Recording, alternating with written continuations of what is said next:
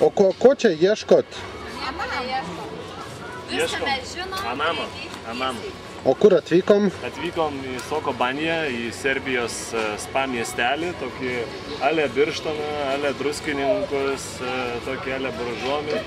Daug žmonių, daug visokių irgi prekių, bet tikimės rasti karštus vandenis, hamamą, ten gražiai pasiilsėti, įsipurkšti.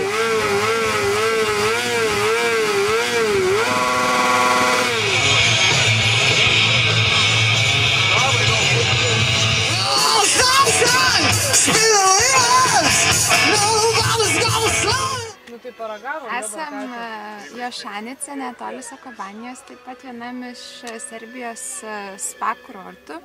Šis kurortas žymus ir tuom, kad čia galima pasidaryti purvo vonias. Tai už mano nugaros žmonės tepasi purvu ir daros tokias gydomąsias procedūras.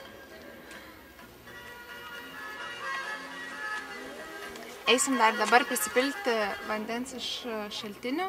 Ir vanduo yra suskirstytas į skirtingas kategorijas. Tai Agniai pilsim vandenuko stomač, tai skrandukui gero vandenuko. Gali jau varyk. Čia yra tokia nedidelė bažnytėlė iš 14 amžiaus, kurią ką tik aplankėme, jinai yra atidaryta. Ir jinai yra legenda apie ją, kad jinai anksčiau stovėjo kitoj vietoj ir pati persikėlė štai į šią vietą.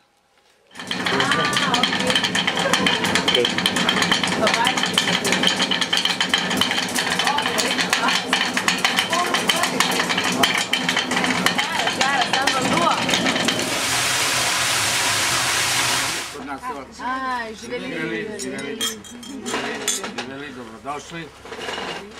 Ragaujam vynuogių sultis, namuose gaminta vyną, labai skanus, kava. Ir geriam vynuogių sultis, o dabar vynuogių vienelį. Labai miela šeimyna, įsileido savo namus, atnešė savo šeimos nuotraukų albumus. Viską siūlo. Šeimininkai apžavėjo savo svetingumu ir peržiūrėjom savo planą ir nusprendėm pasilikti, išnaudoti tą rezervinę dieną, kad pabūtumėm serbiškoje šeimoje, pavalgytumėm tradicinio namuose gaminto maisto, gertumėm rakės, vyno, taip pat namie gamintas. Tai va, geriam rakę, geriam vyną, valgom pipirus, tiek aštrius, tiek saldžius, troškinys, agurkai namuose kepta kukurūzų duona. No, kukurūz. Ne kukurūzų. Raž and kukurūz. Maišyta. Yes. Duona, ne vien kukurūzų, bet ir kviečių. Maistas superinis, labai skanus. Vynas irgi superinis. Wow. Žyveliai.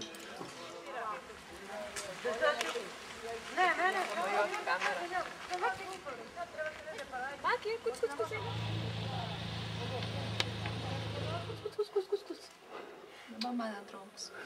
Buvo mano. Jedu 7-8 kilo.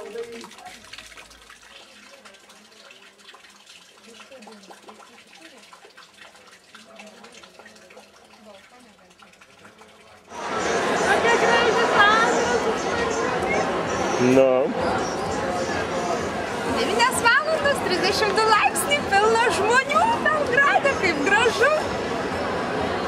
Pažiūrėk, kokie laimingi žmonės, pasukti biškį va. Gražu.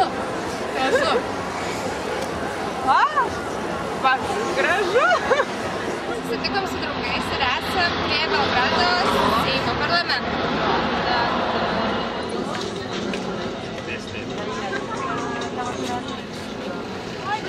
Atspėkit, kur vyksta Exito festivalis. Novi Sade, va, tai čia ir esame. Tai kuris miestas geresnis, Novi Sadas ar Belgradas? Labai gražu, gražesnis žmonės, esam Novi Sade ir mums labai faina yra. Labai gražus senamiestis, arba tiksliau matosi senamiestis, nes Belgrade tai labai toks didelis miestas, pakankamai europietiškas, nesiskiriantis nuo kitų Europos miestų, kuriuos esam lankę.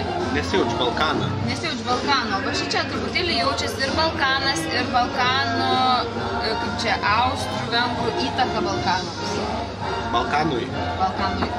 Sandra, labai turėjai didelių expectationų Belgradui. Kaip čia dabar Novi Sade jauties?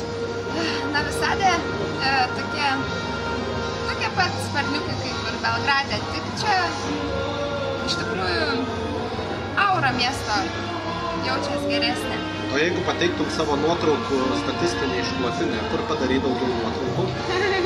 Belgrade per dieną padariau maždaug apie 10 nuotraukų, o Novi Sade per 50 minučių padariau apie kokį 15.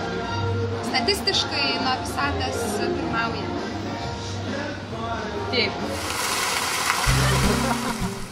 Subotica miestelis prie pat Vengrijos sienos ir iki 1920 metų Subotica priklausė Vengrijai, todėl visa miesto architektūra yra labiau vengriška negu serbiška ir visas miestelis pulsuoja vengriška dvasia, galima paragauti vengriškų užkandžių.